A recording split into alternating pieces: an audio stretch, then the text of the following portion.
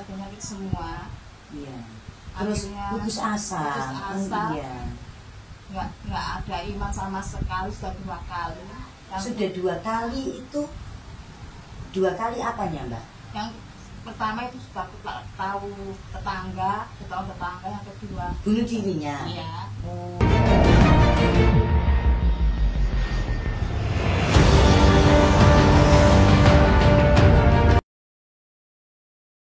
Assalamualaikum warahmatullahi wabarakatuh. Teman-teman, kita kembali lagi ke podcast Mecintil yang akan mendengarkan curhatan dari masyarakat sekitar kita. Kali ini kita kedatangan tamu, yang mana tamu ini adalah bagian dari orang-orang yang berkumpul di Media Cinta Ilmu untuk menerima sodako Jumat Berkah.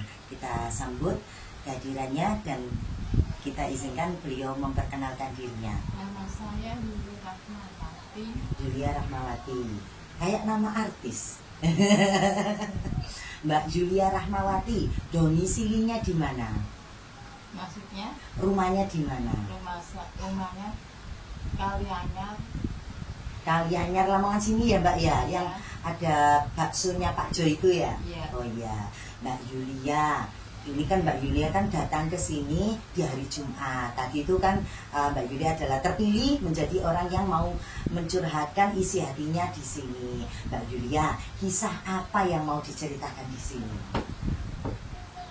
Ini nggak apa-apa ya, saya perkenalkan ke teman-teman ya. Bahasanya Mbak Julia ini sering kita lihat berada di jalan untuk ngamen, teman-teman. Karena suaminya pada saat itu ketika Mbak Julia mengandung anaknya yang ketiga, itu suaminya meninggal. Dan suaminya meninggal itu karena masuk ke dalam sumur alias melakukan bunuh diri.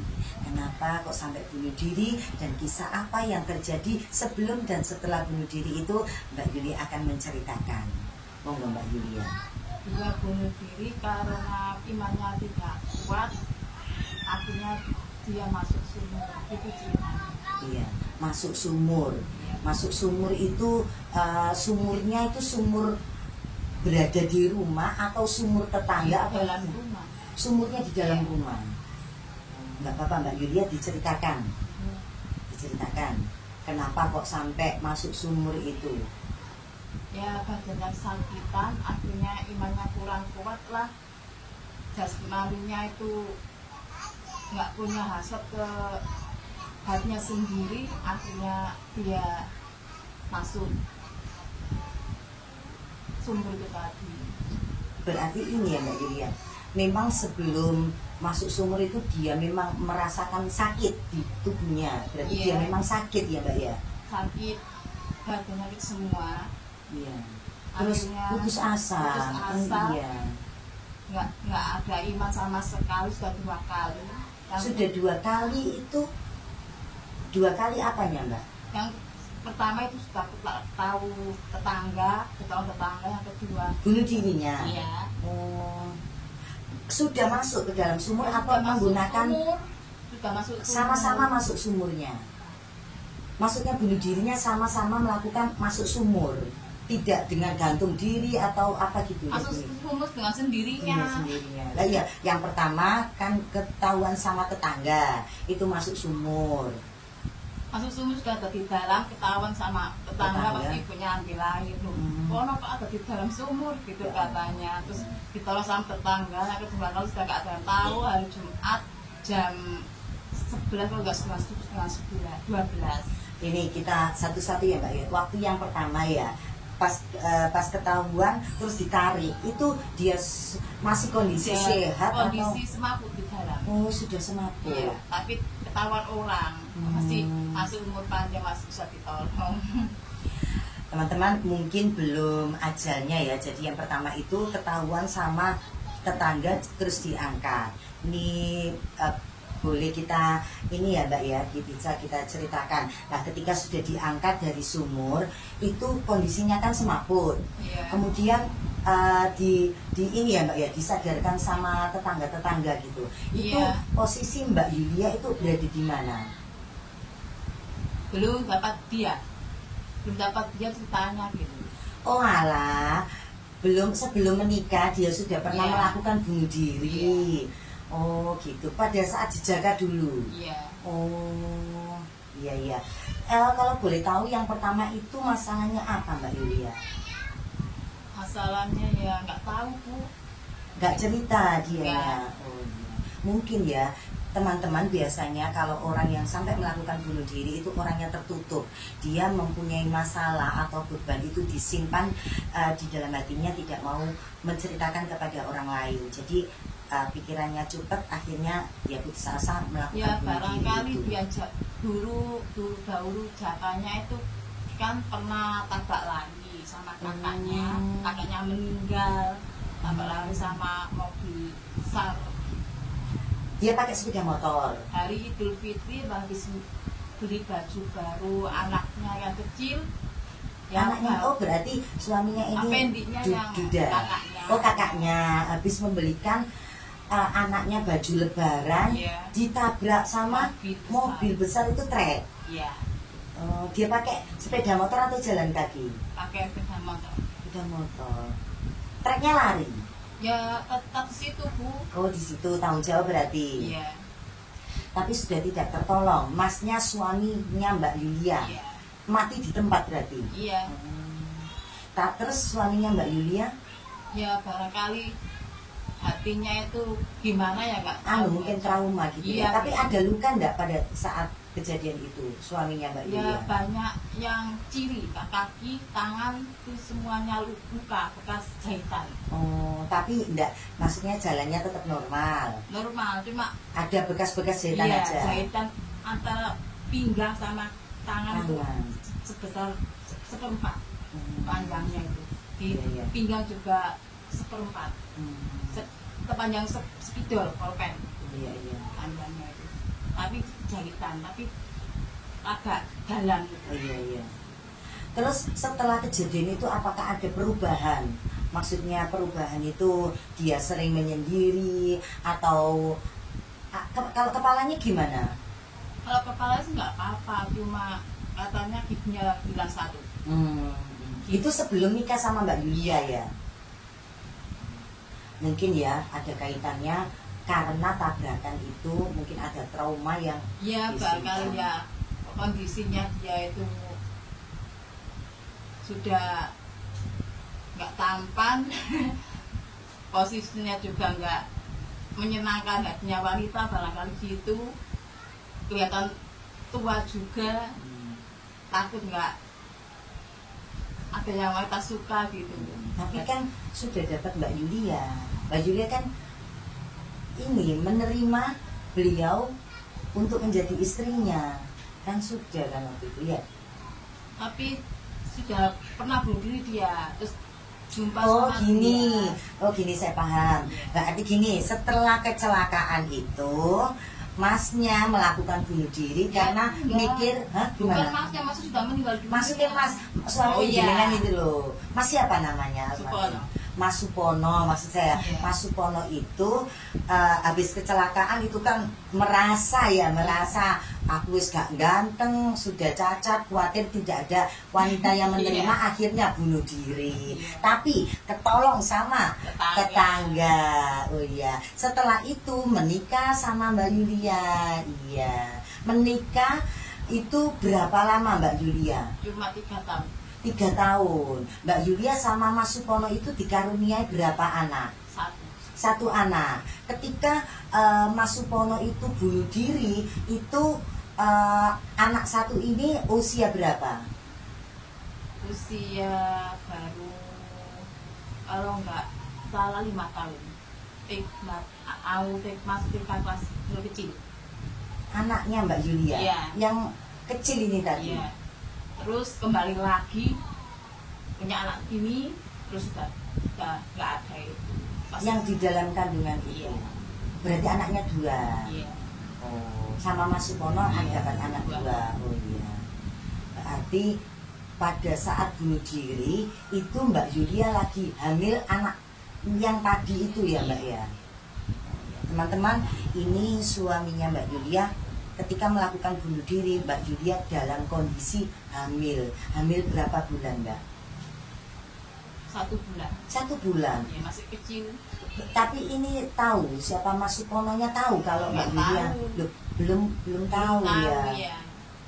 Dia nggak tahu karena saya sudah ya dibilang istri sudah benci gitu. Loh, lah apa kok benci? Tapi habis hubungan itu lalu saya bawa pulang gitu. Tapi dia nggak tahu. Tapi namanya wanita ya wis buat kenang-kenangan, masih cinta ya kita gimana. Ya namanya rumah tangga kan mesti ya Mbak ya, waktu apa bukan benci, cuma ya habis bertengkar atau apa gitu ya Mbak. Masalah persoalan bertengkarnya itu bukan sama dia, kakaknya itu kan iri-iri sama saya gitu. Iya, ya pokoknya ada problem lah ibaratnya. Artinya gini, Mbak Yulia, ketika Mas Supono itu bunuh diri, itu Mbak Yulia posisi dalam keadaan hamil. Terus gini, apa yang dirasakan Mbak Yulia ketika mengetahui suami bunuh diri? Itu siapa yang mengetahui pertama kali kejadian itu Mbak Yulia? Katanya sih kawan-kawan dekatnya gitu. Loh, kok kawan dekatnya katanya bunuh dirinya di rumah, di sumur rumah. Mbak Yulia posisi di mana itu? Di Indonesia, di Lamongan. Di Lamongan. Ya. Oh iya. Terus saya suruh kembali gitu. Orang suruh kembali, terus ada yang kirim kabar gitu. Ini kabar kono nggak kembali gitu. Terus bilangnya kono meninggal dunia. Apa? Itu saat itu. Loh, sedang Mbak. Apa itu? Berarti tidak satu rumah? Enggak, sudah pisah gitu. Oh, sudah bisa. Tahunya itu dari temannya, teman kali kerja. Berarti sumurnya siapa itu tadi? Sumur sendiri, sumur ibunya. Oh, berarti Mas Supono itu meninggal di rumah ibunya. Iya. Mbaknya pulang. Berarti waktu itu pisah ranjang Pisah ya? ranjang. Oh. Tak suruh kembali kok, ternyata dia sudah nggak ada. Berarti bertengkar, pisah rumah, mungkin dia mikir Mbak Yulia. Ya Mikir saya mau. gitu, anak banyak kok, mau tak kembali, kalau mau kembali ya kembali gitu. Tapi dia nggak mau bilang gitu Bu. Kok Makanya, badannya sakit, dia harus usaha bangun, karena kali masih ingat anaknya gitu. Kok nggak bisa bangun? Ingat saya Bu, pas sakit sebelum bunuh diri Iya. itu ya. bilang aku mau kembali ke Yulinya, aku ngikutin saya gitu. Tapi dia sudah nggak sanggup kembali gitu. Jadi nggak kuat buat berdiri, sudah nggak bisa. Jadi gini Mbak Yulia ya, kondisi sakit, terus jenengi rumah tangga itu kan bertengkar, terus Iya. pulang ke rumah orang tuanya, terus kepingin kembali ke Mbak Yulia tapi badannya sudah tidak kuat. Oh iya iya. Mbak Yulia tadi kok bilang Lamongan Indonesia, apakah Mbak Yulia pernah apa itu kerja di luar negeri? Iya. Oh. Usia 19 tahun. Di mana itu? Saudi. Di Saudi. Nah, ini saya masih menarik untuk tentang kisah yang bunuh diri tadi ya Mbak ya. Berarti kan ini kan pisah rumah ya Mbak ya. Mbak Yulia berarti dapat kabar dari keluarganya kalau Teman Mbak Yulia, dekat, teman dekatnya dikabari kalau Mas Supono meninggal dunia. Mbak Yulia terus langsung datang ke rumahnya berarti. Enggak Bu, udah mau ke sana ya malu tau Bu. Soalnya Ya, nggak habis mungkin bertengkar itu main tadi ke ya. sana. Kakaknya juga nyuruh pergi, suruh nggak boleh ke tempat situ. Walaupun Suponya masih cinta sama sayang sama saya, kakaknya nggak memperbolehkan kembali gitu. Iya, iya. Terus anak yang pada saat hamil, anaknya yang ada di di kandungan kan lahir, berarti nggak tahu sama sekali Nggak ya tahu. tentang ini ya.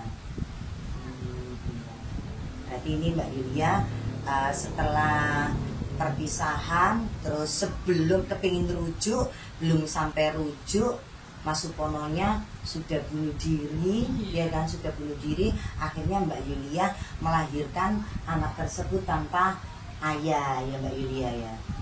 Terus sekarang ini makanya saya itu pada saat Jumat Berkah itu sering melihat Mbak Yulia. Kok pernah lihat ya? Oh, saya ingat Mbak Yulia sering di jalan di papan lampu merah Mbak Yulia ya, bawa anak kecil untuk apa itu namanya, ngamen di pinggir jalan itu. Ya, apa Mbak Yulia, buat menafkahi anak-anak, karena kan ya daripada mencuri kan ya itu kan pekerjaan halal ya Mbak Yulia ya. Iya. Anak, saran saya kan punya penitipan anaknya nanti pada saat Mbak Yulia kerja tidak apa-apa, tak kasih gratis, tidak pakai bayar untuk dititipkan di penitipan sini, daripada anaknya dibawa nanti habis di sekolah nanti aku ambil terus masak. Oh, ngamennya pagi aja, iya pagi aja sekolah. Berarti ya saran saya, kasihan nanti anaknya ditaruh di rumah aja. Nanti kalau pas anaknya sekolah ngamen tidak apa-apa. Teman-teman, ini kisahnya Mbak Yulia yang mana sangat tragis ya. Saya terenyuh mendengarnya karena namanya rumah tangga itu kan pasti ada pertengkaran. Nah, ketika pisah ranjang itu kan biasanya kan menenangkan, ibaratnya air itu kepingin menjernihkan air itu ben menep dhisik, ben menep biar kelihatan mana debu, mana paku, mana kotoran itu biar menep. Nah, mungkin Mbak Yulia waktu itu pisah dhisik ben podo ademe ya Mbak Yulia ya. Tapi sebelum adem, sebelum rujuk sudah ditinggal sama suaminya seperti itu. Sekarang apa yang Mbak Yulia rasakan? Apakah apa itu namanya menyesal atau apa ya Mbak Yulia ya? Ya nggak menyesal, sudah tiada Iya. dibilang apa lagi gitu. Karena ya menyesal itu ya malah mendolimi diri sendiri. Iya, nanti malah sakit nggak bisa bekerja. Wis biarin, didoakan mudah-mudahan almarhum Mas Supononya mendapatkan tempat dia di sana bahagia. Dikirimin Fatihah ya Mbak ya, tiap hari sholat. Terus anaknya diperkenalkan sama bapakmu itu ini namanya sudah meninggal, ayo diajak ke makamnya untuk mendoakan, seperti itu. Kita memberikan pendidikan yang baik untuk anak, begitu ya Mbak ya. Terus sekarang Mbak Yulia setelah meninggal sama suaminya ya, setelah ditinggal mati suaminya, Mbak Yulia menjalani rutinitas apa saja ini? Maksud Rutinitas hari-harinya itu ya, selain mengamen apa saja? Ngamen saja.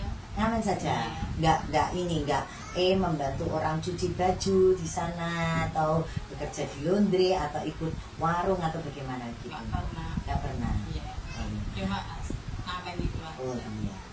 Kalau misalnya Mbak Yulia nanti ada orang kepengen membantu memberikan modal untuk jualan sayur atau jualan ikan, apakah Mbak Yulia bersedia? Dulu pernah, uangnya nggak nyampe buat kebutuhan sehari-hari. Oh gitu, gak nyucu ya Mbak, berarti ini gak nyucu. Laku. Oh iya uangnya sih. sudah habis, dijual nggak lagi. Iya. Makanya Mbak Yulia lebih baik, karena kebutuhan anak ini harus wajib ya Mbak ya. Anak bayi itu kan ya susunya, ya pampasnya, ya sekolahnya ya Mbak ya. Mbak Yulia anak 3 ya Mbak ya. Gak apa-apa Mbak, semangat berjuang menghidupi anak-anak, karena ya meskipun mengamen di jalan itu kan kasihan ya Mbak ya. Tapi karena kalau sudah pernah mencoba untuk berdagang ya Mbak ya, berdagang tapi kendalanya gak payu sedangkan tuntutan di rumah ini apa itu namanya banyak iya, terus lanjutkan ya mana yang menghasilkan, yang penting halal kan Mbak, ini nggak mencuri, karena kalau mencuri kan disebutkan fatal seperti itu. Semangat Mbak Yulia, apapun yang terjadi kisah masa lalu lupakan, biar Mas Supono benar-benar ditempatkan di tempat yang layak. Kemudian Mbak Yulia harus move on, wis gak diiling-iling dan membuka hati untuk yang lainnya. Barangkali nanti ada pendamping, ada yang membantu mendampingi Mbak Yulia apa ya jenis ngopeni anaknya, suami gitu ya. Pingin harapan tuh gitu ya. Sudah tua malu-maluin kalau cari lagi gitu. Kita sendiri aja, walaupun sendiri mudah-mudahan sehat walafiat. Sehat walafiat ya Mbak ya. Gini, anak yang pertama usia berapa Mbak Yulia? 24 tahun. 24 tahun itu sudah lulus sekolah ya? Sudah lulus sekolah, kerja di mana? Belum kerja. Laki-laki atau perempuan? Laki-laki. Laki-laki. Terus Aktivitasnya sehari-hari ngapain anaknya? Di rumah nonton TV aja. Oh gitu. Nanti tak cariin kerjaan ya Mbak ya? Dia nggak sabarkan lulus dulu. Oh, lulusan apa Bu? Lulusan SMP. SMP. Kelas 3. Kelas 3 sudah lulus? Sudah lulus? Ada ijazahnya? Nggak ada. Loh kenapa? Kelas SMP kelas 1 keluar ternyata aku gurunya. Berarti tidak sekolah SMP? Sekolah SMP tapi kelas 1 drop out? Iya. Berarti tidak ada ijazah SMP? Punya. Nah, ini loh teman-teman ya, kendala mereka kenapa kok tidak berani keluar, kenapa mereka tidak bisa mendapatkan pekerjaan karena mereka tidak mempunyai ijazah. Mbak Yulia gini, saya punya sekolahan non formal kejar paket ABC. Kejar paket A itu setara dengan SD, paket B setara dengan SMP, yang C itu setara dengan SMA. Nanti Mbak Yulia tak kasih gratis, anaknya tak sekolahin kejar paket B biar dapat ijazah SMP. Setelah itu lanjut ke kejar paket C. Memang waktunya agak lama, tidak apa-apa. Nanti mudah-mudahan setelah ijazahnya keluar bisa dibuat melamar pekerjaan. Begitu Mbak Yulia. Nah, sembari nunggu sekolahnya ini selesai, nanti tak carikan pekerjaan yang tidak membutuhkan ijazah. Mau ya Mbak Yulia ya? Nanti biar saya datangin anaknya, tak ajak bicara, ya, tak ajak bicara. Ada lowongan kemarin teman saya nyuruh nyariin karyawan laki-laki bagian jagal sapi gitu. Nanti tak ngobrol sama anak Mbak Yulia ya. Besok dibawa ke sini, persyaratan sekolahnya tak kasih gratis. Yang kejar paket B dulu ya, karena kan SMP-nya nggak lulus tadi ya Mbak Yulia ya. Iya. Mungkin mau Bu barangkali. Mau, nggak apa-apa. Nanti saya yang datang ke sana. Ya nanti tak datangin. Ya nanti saya ada nomor HP-nya kan Mbak Yulia ya. Punya HP. Ya nanti kan kita ketemu lagi. Nanti saya dicatatkan alamatnya, saya tak ke rumahnya Mbak Yulia untuk mendatangi anaknya. Nanti bantu untuk sekolahnya ya Mbak ya. Kali teman-teman, besok kita akan mendatangi rumahnya Mbak Yulia untuk mendata anaknya. Saya ikutkan kejar paket B dulu Mbak Yulia. Setelah itu kejar paket C. Mudah-mudahan dengan ijazah tersebut anaknya Mbak Yulia bisa melamar kerja ke tempat-tempat, bisa di pabrik, bisa di mana-mana. Gitu ya Mbak Yulia ya. Oke, demikian tadi teman-teman. Mbak Yulia, apa yang bisa disampaikan Mbak Yulia sekarang ini? Mungkin pesan-pesan untuk teman-teman di rumah. Nggak ada. Mbak Yulia sekarang menjalani hidup, membesarkan anak gitu ya Mbak Yulia. Adanya dijalani, jangan ditinggalkan sholat ya Mbak Yulia, karena nanti waktunya kerja ya kerja, waktunya pulang sholat ya sholat gitu ya Mbak Yulia. Oke teman-teman, kita beri semangat kepada Mbak Yulia bahwasanya hidup itu penuh perjuangan harus diperjuangkan seperti itu. Semangat Mbak Yulia. Teman-teman, demikian tadi obrolan kita dengan Mbak Yulia. Mudah-mudahan kita bisa mengambil garis merah atau benang merahnya tentang kisah dari Mbak Yulia. Jangan putus asa, jangan berpikir pendek, apalagi melakukan bunuh diri seperti suaminya Mbak Yulia. Oke, kita tutup, kita akhiri podcast kita kali ini. Mudah-mudahan ada yang diambil hikmahnya di podcast kita kali ini. Kita akhiri. Assalamualaikum warahmatullahi wabarakatuh.